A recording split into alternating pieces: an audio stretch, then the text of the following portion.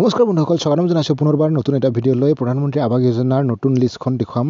আজি এই লিষ্টখন চাব পাৰে আপোনালোকে। ইয়াতে চাওক, এই লিষ্টখন হৈছে লখিমপুৰ জিলাৰ লিষ্ট।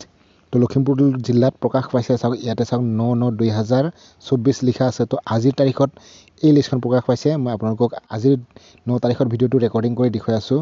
তো এনেকৈ যদি আমি স্ক্ৰল ডাউন কৰি চাওঁ তললৈ, চাওক কিছুমান 8 তাৰিখত আছে, কিছুমান 7 তাৰিখতে আছে।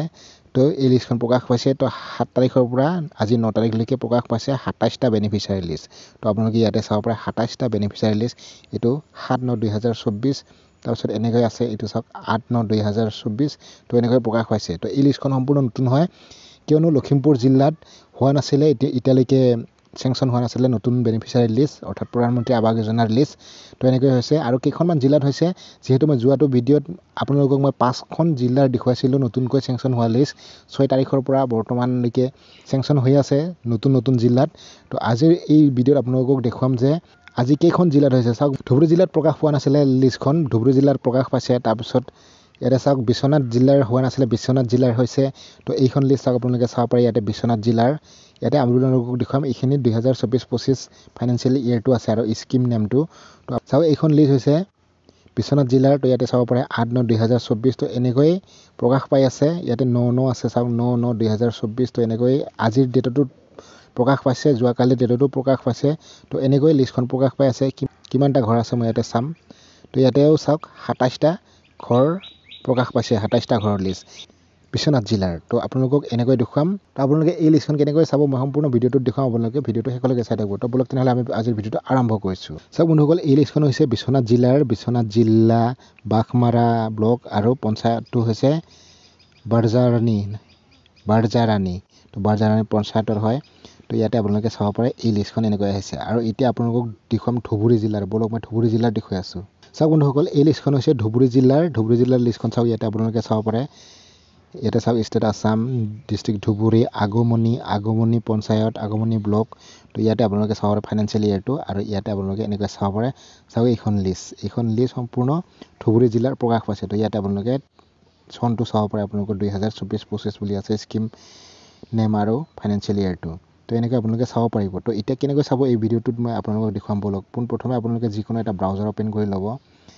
চাওক মই ব্ৰাউজাৰ অ'পেন কৰি ল'ব। ব্ৰাউজাৰটো অ'পেন কৰাৰ পিছত চাৰ্চ বাৰত টাইপ কৰিব, নতুবা আপোনালোকে ডেছক্ৰিপশ্যনৰ লিংক এটা পাই যাব, তাত ক্লিক কৰি আপোনালোকে এই পেজটোত আহিব পাৰিব। এই পেজটোত অহাৰ পিছতে আপোনালোকে এনেকৈ পেজটো খোল খাব। ইয়াতে দেখা পাব আপোনালোকে এনে ধৰণৰ অপশ্যন পাব।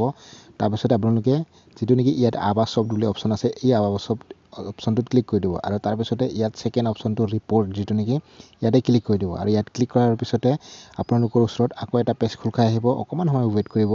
এতিয়া দেখিছে নহয়, এনেকুৱা এটা পেজ খোল খাই আহিব। আৰু ইয়াৰ পৰা সবচে তলত যাব আপোনালোকে স্ক্ৰল ডাউন কৰি, একদম শেষত যিটো শেষৰ অপশ্যন পাব বেনিফিচিয়াৰী ডিটেইলছ ফৰ ভেৰিফিকেশ্যন, ইয়াতে ক্লিক কৰি দিব। আৰু ইয়াত ক্লিক কৰি আপোনালোকে ইয়াতে দেখা পাব, চাওক অল ষ্টেট আছে, ইয়াতে চিলেক্ট কৰি দিব। তাৰপিছত ইয়াতে আছামটো চিলেক্ট কৰি ল'ব। তাৰপিছত ইয়াতে আপোনাৰ জিলাখনৰ নাম চিলেক্ট কৰিব। আপুনি কোনটো জিলাত বাস কৰে, আপোনাৰ জিলাখনৰ নাম চিলেক্ট কৰিব।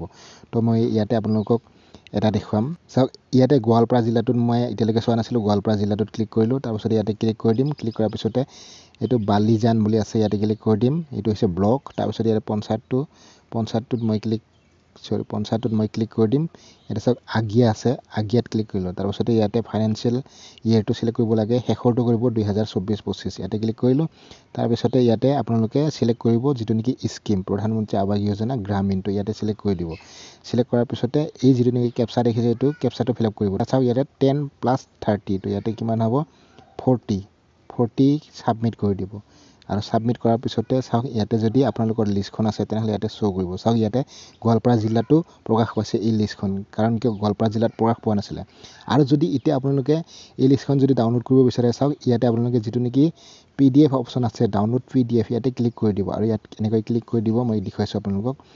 এনেকৈ ক্লিক কৰিব। ক্লিক কৰাৰ পিছতে আপোনালোকে কোনটো ফাইলত ডাউনলোড কৰিব বিচাৰে তাতে ক্লিক কৰি দিব। মই PDF এডিট বুলি অপশ্যনটোত ক্লিক কৰি দিলোঁ। তাৰপিছত এইটো যিটো নেকি অপশ্যন, ইয়াতে ক্লিক কৰি দিলোঁ। এইটো চাওক, এইটো দেখা পাইছে আপোনালোকে, এইখন হৈছে গোৱালপাৰা জিলাৰ। তো ইয়াতে এনেকৈ আজি 9 তাৰিখত প্ৰকাশ পাইছে। চাওক এই লিষ্টখিনি গোটেইখিনি ইয়াতে 9 তাৰিখত আছে। তো আপোনালোকে এনেকৈ চাব পাৰে 9 তাৰিখত প্ৰকাশ পোৱা লিষ্টখন। তো এনেকৈ দেখিছে নহয়, কোনটো কিমান তাৰিখত প্ৰকাশ পাইছে, ইয়াতে গোটেই লিখা আছে ডেটটো। তো আপোনালোকে এনেকৈ চাব পাৰিব। চাওক এই লিষ্টখন সম্পূৰ্ণ আজি প্ৰকাশ পাইছে। 26টা বেনিফিচিয়াৰী লিষ্ট আছে ইয়াতে আপোনালোকে ছাইডত দেখা পাইছে 26টা অপশ্যন। তো এইখিনি গোটেই 26টা ঘৰে আজি মানে আজিৰ তাৰিখত প্ৰকাশ পাইছে, অৰ্থাৎ এই লিষ্টখনত প্ৰকাশ পাইছে। তো ইয়াতে যদি এতিয়া বেনিফিচিয়াৰী ডিটেইলছটো যদি চাব বিচাৰে আপোনালোকে চাওক। এতিয়া ধৰি লওক আপুনি এই লিষ্টখন চাব বিচাৰিছে, ধৰি লওক এই মানুহজনৰ নামটো সম্পূৰ্ণ লিষ্টখন চাব বিচাৰিছে নহয় জানো। তো ইয়াতে বেনিফিচিয়াৰী যিটো নেকি ডিটেইলছ সেইটো চাবলৈ হ'লে এই অপশ্যনটো ক্লিক কৰিব লাগিব, যিটো নেকি ID নম্বৰ। এই ID নম্বৰটোত এনেকৈ পেষ্ট কৰি ৰাখিব, তাৰপিছত এইটো কপি কৰি ল'ব। কপি কৰি লোৱাৰ পিছত আপোনালোকে ইয়াত আহিব, তাৰপিছত এই শেষৰ ছাইডত যিটো নেকি প্ৰথমতে এটা হোম অপশ্যন অৰ্থাৎ ঘৰৰ চিন আছে, এই ঘৰৰ চিনটোত ক্লিক কৰি দিব।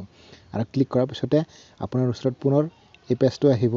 তো ইয়াতে চাওক এনেকৈ আহিব, তাৰপিছত ইয়াতে আপোনালোকে যিটো নেকি ষ্টেক হোল্ডাৰ্ছ অপশ্যন তাত ক্লিক কৰি দিব। আৰু ইয়াত ক্লিক কৰাৰ লগে লগে এনেকুৱা অপশ্যন আহিব, প্ৰথমটোত আপোনালোকে ক্লিক কৰি দিব। ইয়াত ক্লিক কৰাৰ পিছতে আপোনালোকৰ ওচৰত এনেকুৱা অপশ্যন আহিব, আৰু এই ৰেজিষ্ট্ৰেশ্যন নাম্বাৰ অপশ্যনটোত আপোনালোকে পেষ্ট কৰি দিব। এনেকৈ দবাই ৰাখিব, পেজ হ'ব, পেজ অপশ্যনটোত ক্লিক কৰি দিব। তাৰপিছত এইটো ID নম্বৰটো ইয়াতে আহিলে, তাৰপিছত ছাবমিট অপশ্যনটোত ক্লিক কৰি দিব।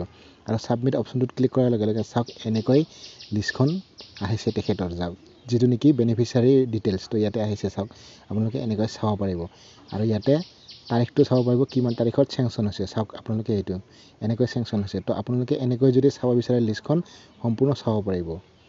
তো আশা কৰিছোঁ আপোনালোকে নিশ্চয় ভিডিঅ'টো চাই ভাল পালে নহয় জানো। যদিহে ভাল পালে এটা লাইক কৰি দিব, আৰু চেনেলটো যদি কৰি লোৱা নাই ছাবস্ক্ৰাইব কৰি দিব। নেক্সট এটা টপিকৰ সৈতে পুনৰ লগ পাম, তেতিয়ালৈকে সকলোৱে জনাইছোঁ জয় আই অসম।